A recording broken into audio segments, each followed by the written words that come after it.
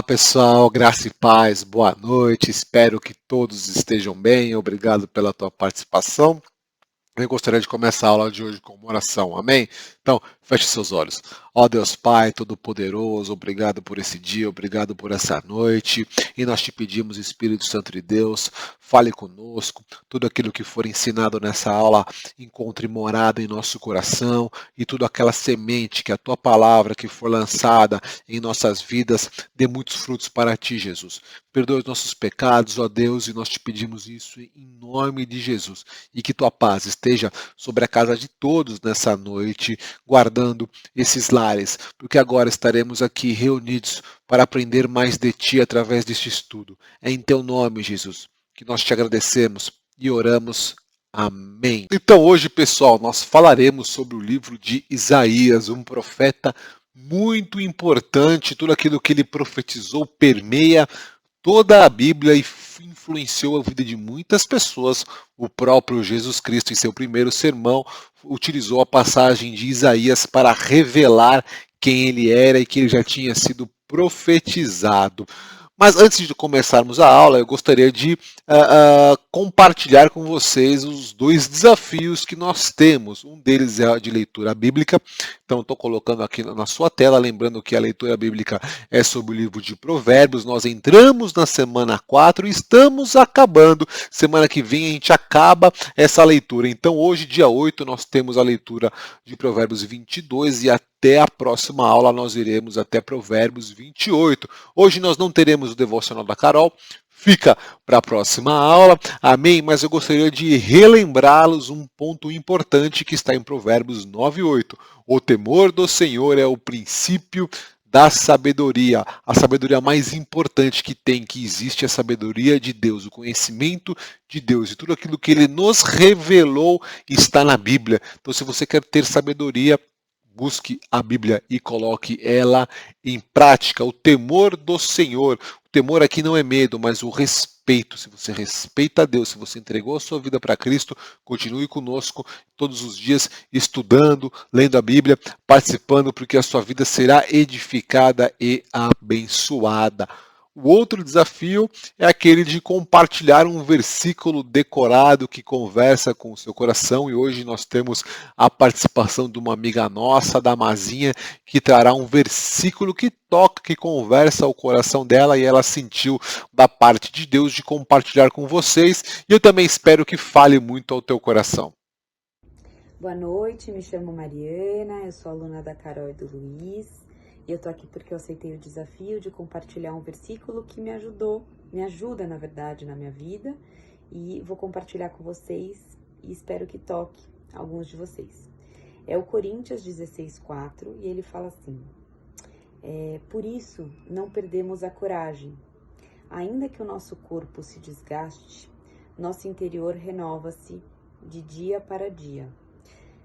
Para mim isso quer dizer que apesar de todos os problemas que a gente enfrenta, que aparecem, lógico, problemas na vida de todo mundo, a gente tem que se manter na fé e na coragem, seguir sempre adiante. Eu sempre me pergunto, né, com esse versículo, será? Ele já colocava isso porque eu acho que já é pra gente passar algumas turbulências na nossa vida. Porque será que se a gente não tivesse essas turbulências na nossa vida, a gente repensaria sobre algumas coisas que a gente precisa mudar em nós? Será que a gente mudaria o olhar para as coisas? Será que a gente evoluiria como pessoa?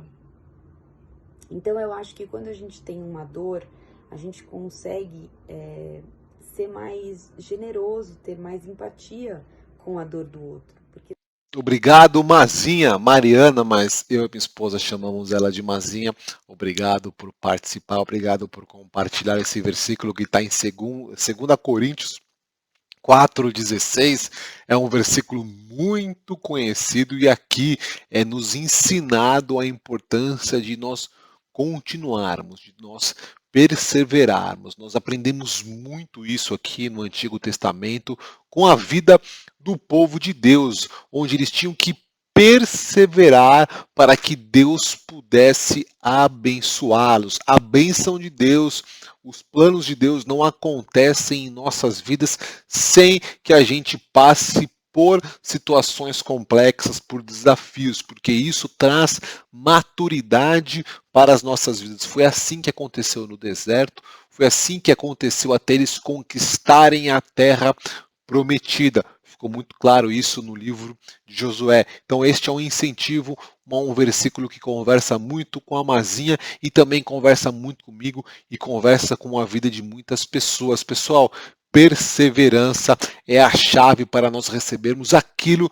que Deus tem para nós, que é muito maior do que algum dia nós já planejamos e já sonhamos. Amém? E eu encorajo você a mandar também um versículo que fala com você, porque eu creio que falará com muitas pessoas. Participe deste desafio.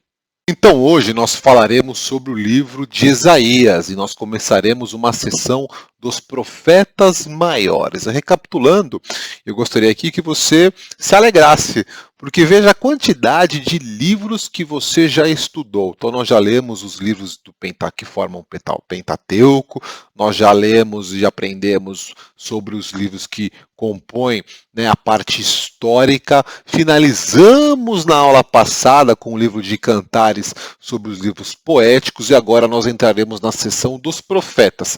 E aí os profetas eles são divididos em maiores, que nós temos Isaías, Jeremias, Lamentações, Ezequiel e Daniel, e depois os profetas menores. E por que, Luiz, profetas maiores e profetas menores? Não tem nada a ver que um é melhor do que o outro, ou até mesmo que é mais alto do que o outro. Não. Em resumo, é sobre o tamanho que esses profetas, o tamanho dos livros que esses profetas escreveram, inspirados pelo Espírito Santo. O livro de Isaías, e Isaías ele foi um profeta muito importante para todo o contexto da Bíblia. Isaías ministrou ali por volta de 50 anos, então ele pegou muitos reis do Antigo Testamento e o seu ministério, ele lançou fundamentos para a maioria dos outros profetas. É um livro muito usado por outros profetas e até mesmo por Jesus Cristo. Nós veremos isso já já. E veja só que curiosidade, né? No rodapé aqui da tua imagem, você tem um comparativo entre o livro de Isaías com a Bíblia. O livro de Isaías ele pode ser considerado uma mini-Bíblia, porque a Bíblia tem 66 livros e o livro de Isaías tem 66 capítulos. 39 livros são sobre a lei de Deus para seu povo. E 39 capítulos do livro de Isaías trata sobre o julgamento de Deus. Existe uma relação sobre isso. 27 livros da Bíblia é sobre a vida e a obra de Jesus Cristo, que aqui são, 27 livros trata do Novo Testamento. E 27 capítulos desse livro fala de Isaías, do livro de Isaías, fala do conforto e sobre a vinda do Messias. Glória a Deus. E antes de eu entrar um pouco com mais de detalhes sobre o livro escrito por Isaías, deixa eu explicar para vocês o papel do profeta. Então tem uma imagem aqui na tua tela que nós vemos Deus, o Todo-Poderoso, Deus declarando a sua palavra para as pessoas que escreveram os livros, e nós temos aqui três figuras importantes. Nós temos o rei da época, nós já vimos muito sobre rei, né? Um dos reis foi Davi, outro foi Salomão e tantos outros reis que nós aprendemos nos livros. Temos a figura do profeta, temos a figura do sacerdote e temos a figura do povo. O que acontecia? Deus falava com o profeta e o profeta falava com o rei e falava com o povo. Lógico que em algum dos casos Deus também falava com o rei. Por exemplo, Davi. Davi ele era considerado, ele era um rei, Deus falava com ele, e também Davi tinha um ministério profético e Deus também falava com ele. Tá? Mas em resumo, né, na maioria dos casos você tinha um rei e você tinha um profeta, e esse profeta era a voz de Deus para com o rei, para com o povo e também para com o sacerdote. Então são figuras distintas, cada um com o seu papel, cada um com a sua função. O papel do sacerdote era fazer sacrifícios e ofertas para Deus, para que Deus perdoasse o povo. E o melhor e o mais glorioso de tudo é que Jesus Cristo, ele faz o papel do rei, ele faz o papel do profeta e ele faz o papel do sumo sacerdote. Amém? E qual que era o papel do profeta ali no Antigo Testamento? Ele é o porta-voz de Deus, ele é o canal pelo qual a revelação de Deus vinha para o povo. O povo, eles sabiam que as palavras declaradas pelos profetas se tornariam realidade, ou seja, não tinha mentira, não saía mentira da boca de um profeta de Deus. Os profetas, eles agiam como conselheiros, então você vê isso de forma muito clara na vida de Davi e do profeta Samuel, era o profeta da época. Eles agiam como policiais, como juízes. Quando Davi pecou no pecado de adultério, o profeta Samuel recebeu a palavra de Deus e comunicou isso para Davi, comunicou o juízo que Davi receberia. Também aquele caso quando quando Davi queria construir o templo, Deus falou com o profeta Samuel, e o profeta Samuel falou com Davi. Eles tinham um relacionamento muito único e muito próximo com os reis, e uma coisa que nós temos que aprender é escutar a voz de Deus. Quando os reis ouviam o que o profeta dizia, eles eram abençoados, eles ouviam e obedeciam, né? Agora, quando os reis, eles ignoravam aquilo que o profeta estava dizendo, que era o próprio Deus, eles eram amaldiçoados. Então, aqui no Antigo Testamento, a voz, o contato com Deus e o povo era principalmente feito através do profeta. Este profeta não era levantado por homens, e sim apenas levantado por Deus. E nesta outra imagem nós vemos a relação dos profetas com os reis, com os reinados, depois que o reino foi dividido entre Reino do Sul, que era a casa de Judá, e Reino do Norte, a casa de Israel. Então nós temos aqui do lado do Reino do Sul diversos profetas, Joel, Obadias, Miqueias e Isaías, de 740 anos antes de Cristo até 681 anos antes de Cristo. Então foi neste período aqui que Isaías profetizou coisas para o povo de Deus, para o Reino do Sul, para a tribo de Judá. Por isso, de novo, eu reforço a importância de nós termos esta visão ampla da Bíblia, principalmente do Antigo Testamento. Um profeta está conectado diretamente com um período de tempo para um acontecimento específico. Do outro lado da imagem, nós temos a relação dos reis de Judá. Então, aqui no meio da imagem, nós temos o ministério de Isaías, que veio na sequência ali praticamente de Miqueias. Então, Isaías profetizou para Uzias, ele profetizou para o reinado de Jotão, entre tantos outros. Aqui nós entendemos a relação de um rei com um profeta. E para vocês entenderem o peso deste livro e a importância do papel de Isaías nas profecias, o quanto Isaías foi utilizado e usado por Deus para liberar a sua palavra sobre o povo, eu separei alguns versículos. Eu separei a profecia sobre Ciro, a profecia sobre João Batista e algumas profecias de Isaías sobre a vinda do Messias, ou seja, sobre Jesus Cristo.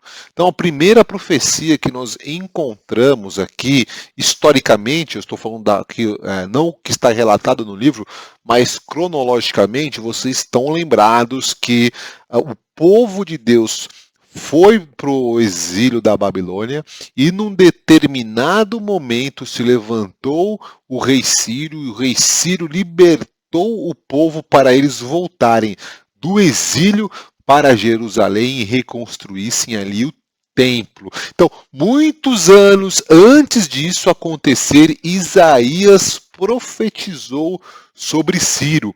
É isto que diz o Senhor a Ciro, seu ungido, cuja mão direita ele fortalecerá.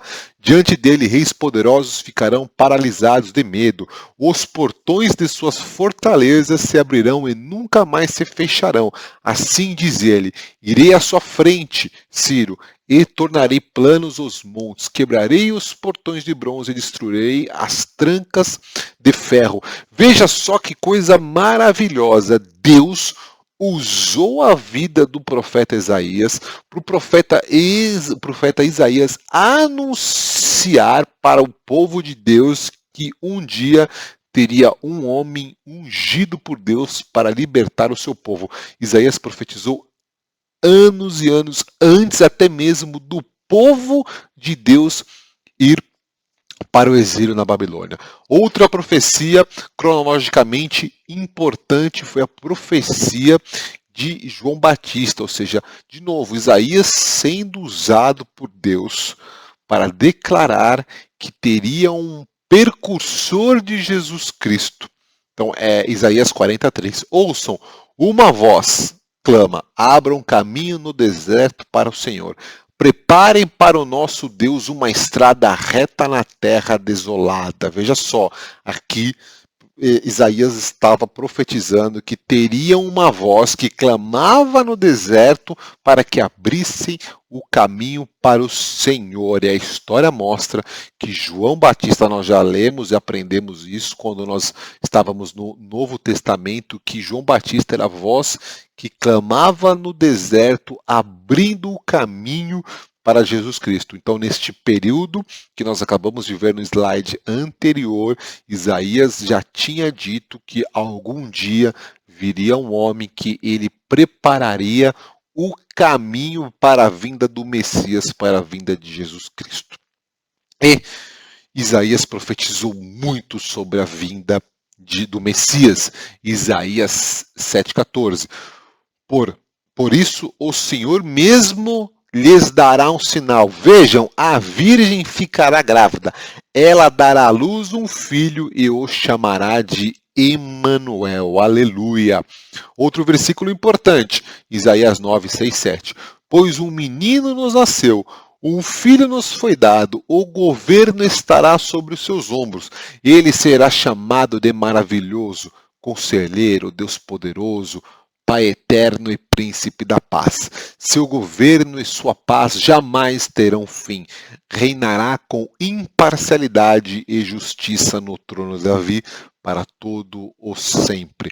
O zelo do Senhor dos Exércitos fará com que isso aconteça. Este versículo é muito usado no Natal, quando nós comemoramos o nascimento de Jesus Cristo. Aqui, vamos concluir aqui o último versículo, eu faço um resumo dessa parte. Isaías 53, 10. Fazia parte do plano do Senhor esmagá-lo e causar-lhe dor. Quando, porém, sua vida for entregue como oferta pelo pecado, ele trará muitos descendentes, terá vida longa e o plano do Senhor prosperará em suas mãos. Amém. Então veja só o que Isaías estava dizendo naquela época. Anos, centenas de anos antes da vinda de Jesus Cristo. Ele já estava dizendo que o Senhor daria um sinal para o povo. A virgem ficaria grávida. Maria ficaria grávida. Qual na história uma virgem ficou grávida? Maria. 2. Ele estava profetizando que nasceria alguém que seria conselheiro maravilhoso, Deus poderoso, Pai eterno, que ele seria do trono de Davi. E depois ele profetiza que o plano de Deus era causar-lhe dores, para remir os pecados da humanidade. Então, Deus anunciou de uma forma muito clara, centenas e centenas de anos antes de Jesus Cristo nascer, quem era Jesus. E o mais engraçado de tudo, que as pessoas, o povo de Israel, eles estudavam este livro, eles sabiam deste livro, eles tinham conhecimento deste livro, mas quando de fato estes fatos aconteceram, a virgem ficou grávida, veio alguém da linhagem de Davi e ele foi crucificado, ele sofreu no processo de crucificação, as pessoas não se renderam a ele. Veja só que curioso, sinais foram dados, coisas foram ensinadas, palavras foram liberadas, mas o coração das pessoas estavam tão presos nos pecados, na vida do cotidiano, da idolatria, que eles não escutaram e acreditaram e tiveram fé que tudo aquilo que foi profetizado por Isaías se cumpriu. E eu queria deixar agora para vocês uma lição de casa. Talvez um dos capítulos mais lindos da Bíblia e do Antigo Testamento, por certo, na minha opinião, é Isaías 53. Leia e medite e ore em cima de Isaías 53 e acredite que a sua vida será edificada. Então, o título desse livro nós podemos entender que é o livro da salvação. A palavra-chave encontrada no livro é salvação. E salvação ele é um tema muito amplo, mas quando nós falamos sobre salvação, nós lembramos do único que tem o poder de nos salvar, que é Jesus Cristo. E a palavra salvação vem do hebraico, vem Yeshua. Yeshua está conectado diretamente com Jesus Cristo. E algumas passagens importantes que estão aqui na sua tela sobre a salvação, né, no livro de Isaías. Então, fontes de salvação, regozijar na salvação de Deus. Deus estabelece salvação como muros e trincheiras, os pés daqueles que proclamam a salvação. O braço de Deus esmaga o inimigo e nos dá um caminho de escape, sobre o capacete da salvação, sobre as vestes da salvação e a salvação como chamas de uma tocha. Se você tiver curiosidade, está na tua tela os capítulos e versículos dessas passagens. E ele também é chamado, o livro de Isaías, ele é chamado do quinto evangelho. Isaías foi o profeta mais citado no Novo Testamento. E este livro, ele se tornou a espinha dorsal do ministério de Jesus Cristo. Então Jesus Cristo começa o seu ministério com 33 anos de idade, depois da tentação do deserto, depois que ele foi batizado e ungido com o Espírito Santo de Deus, ele foi para o deserto, ele venceu a tentação de Satanás e aqui começa o seu ministério, o seu primeiro sermão, a sua primeira proclamação de quem ele era, e ali ele fez isso na frente dos catedráticos, na frente dos religiosos, na frente dos poderosos. O seu primeiro sermão foi baseado em Isaías 51. Glória a Deus. E essa passagem está relatada nos evangelhos. E é lógico, o autor desse livro é o próprio Isaías. Isaías, ele era parte da realeza, ele era sobrinho do rei de Judá. Acredita-se que ele era o historiador do reino e a sua família, veja que bênção, a sua família ministrava com ele, a sua esposa profetizava com ele. Você encontra isso em Isaías 57. O período desse livro foi de 740 anos a 690 anos antes de Cristo. O ministério profético de Isaías durou cerca de 50 anos e ele profetizou durante os reinados de Uzias, Jotão, Acás e Ezequias. E as circunstâncias especiais desse livro: Judá e Israel começaram a se afastar de Deus. Eles se envolveram com idolatria. E nós vemos isso, né? Nós vemos o resultado da idolatria entre Isaías 40 e Isaías 48. E o resumo disso é o seguinte: qual que era a mensagem de Isaías? Se não houvesse arrependimento, haveria julgamento. Haveria consequências de Deus para a vida das pessoas. Porém, e glória a Deus por isso, se houvesse arrependimento, teria a bênção de Deus. É isso, pessoal. É nisso que a mensagem central, não só do livro de Isaías, mas de todo o Evangelho. não se arrependeu, ignorou a palavra de Deus, virá o julgamento, virá a consequência de Deus. Mas não importa o que foi feito, não importa qual foi o pecado, se houver arrependimento e arrependimento genuíno, haverá bênção de Deus. Guarde isso no seu coração, vocês que estão me escutando nessa noite. Amém? E a mensagem do livro, né? Eu poderia dividir em duas mensagens principais. A primeira, aquela mensagem maravilhosa que nós nos alegramos, nós que temos o fogo de Deus em nossos corações, que é a vida do Messias, a vinda do servo. Então, em Isaías 40, nós temos a canção do servo.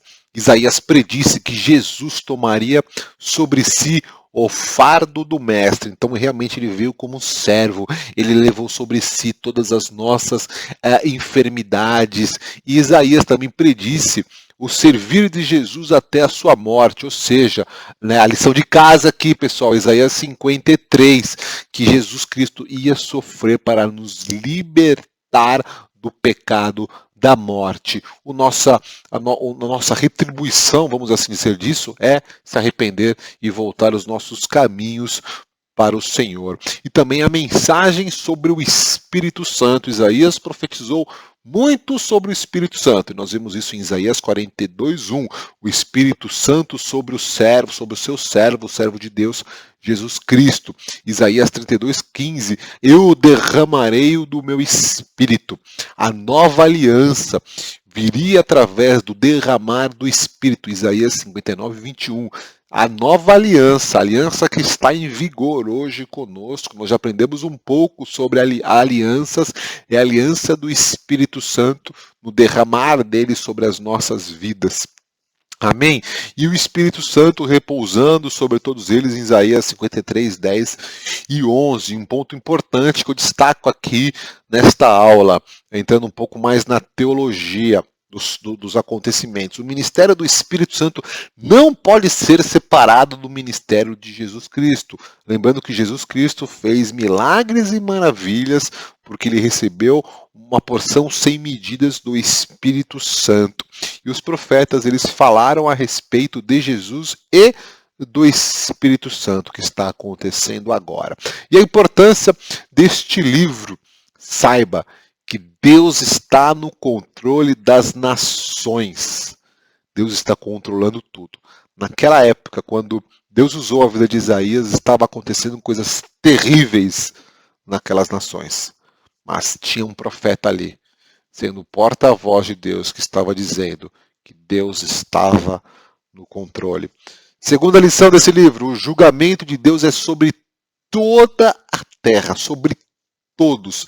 Nada está passando despercebido aos olhos de Deus. Então você que está vendo e vivenciando coisas terríveis, e muitas pessoas ficam com o coração apertado por causa disso, eu acho importante se indignar, mas tenha certeza e nunca perca a fé, a esperança e a razão, porque Deus está vendo tudo de errado que está acontecendo. E sim, o julgamento de Deus virá sobre a vida daquelas pessoas que não se arrependerem e não converterem os seus caminhos para o Senhor.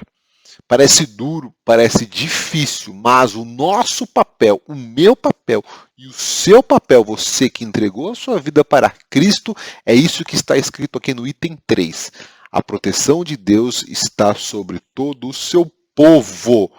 Ou seja, o meu papel e o seu papel é dizer, é contar de Jesus Cristo para as pessoas, para que elas se convertam dos seus caminhos. E nós podemos dizer que existe um local de proteção, que é debaixo das asas do nosso Senhor Jesus Cristo. Amém? Amém, queridos? Eu gostaria de terminar a aula de hoje com uma mensagem de fé, de esperança, uma mensagem que foi declarada por Isaías, que bem da verdade é uma mensagem de Deus para a minha vida e para a sua vida. Isaías 41, do 10 ao 13. Leia comigo, eu estou pondo aqui na sua tela e vamos juntos refletir sobre essa mensagem. Não tenha medo, pois eu estou com você. Não desanime, pois sou eu, o seu Deus. Eu o fortalecerei e o ajudarei com a minha mão vitoriosa. Mão direita o sustentarei. Sim, todos os seus furiosos inimigos ficarão confusos e humilhados. Quem se opuser a você morrerá e não dará em nada. Você procurará e não encontrará aqueles que tentarão conquistá-lo. Quem o atacar será reduzido a nada, pois eu o seguro pela mão direita. Eu, o Senhor seu Deus, lhe digo: não tenha medo, estou aqui para ajudá-lo. Amém? Esse é o nosso Deus, pessoal. Esse é o nosso Deus. Por mais que as coisas pareçam difíceis, complexas, esta mensagem é uma mensagem dizendo para nós: tenha fé, porque eu, Deus Todo-Poderoso, estou segurando em sua mão. Sabe, queridos e queridas, nós temos que ter essa fé em Deus, que Deus está cuidando de nós. Só que é uma coisa importante nós fazermos. É importante para que isso se concretize em nossas vidas. Não dá para levar uma vida que nem aquela música daquele cantor que eu não vou dizer o nome, deixe a vida me levar. Não dá para ter este tipo de vida.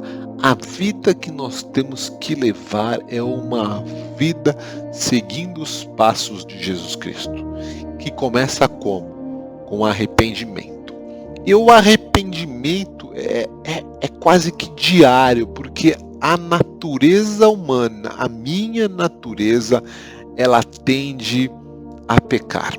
Nós já aprendemos muito sobre o pecado. E aqui nós temos que pedir a ajuda do Espírito Santo, que tem um papel importante, que foi profetizado por Isaías, que ele me convence, te convence do caminho do pecado e do juízo. Disso que nós falamos nessa noite, nós falamos do caminho que é Jesus Cristo. Foi profetizado por Isaías. Nós falamos sobre o arrependimento, sobre o pecado, porque o pecado, quando ele é exposto pelo Espírito Santo em nossos corações, tem que gerar o quê? Arrependimento.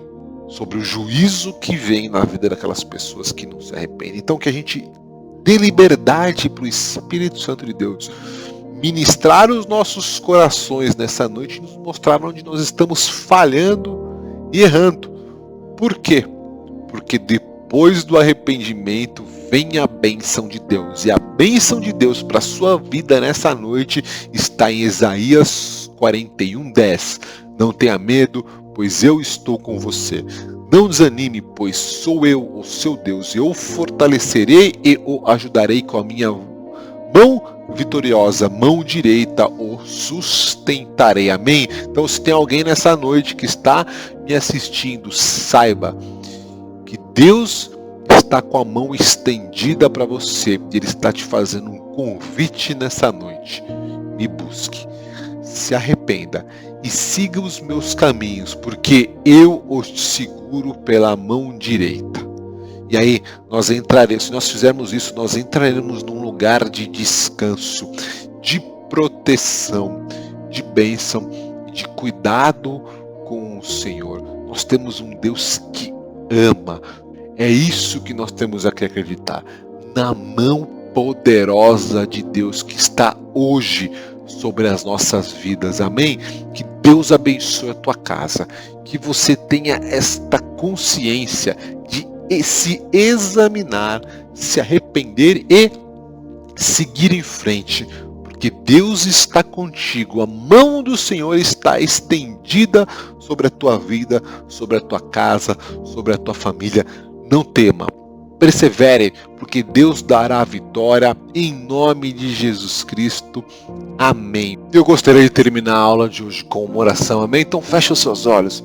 Ó Deus Pai, nós te louvamos e te agradecemos por essa aula, por este momento.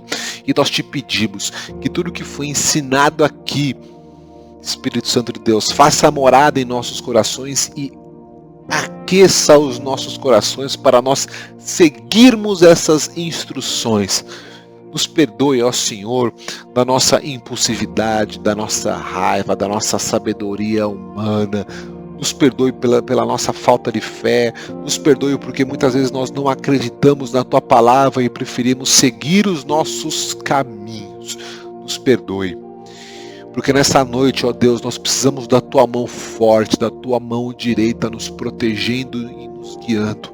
E eu te peço em especial, meu Pai, que a Tua mão nessa noite esteja estendida sobre todos os lares aqui representados, levando cura, levando paz, união, esperança, vigor, meu Pai. Muitas pessoas estão cansadas, estão sem esperanças. Que a Tua mão leve nesta noite vigor, meu Pai.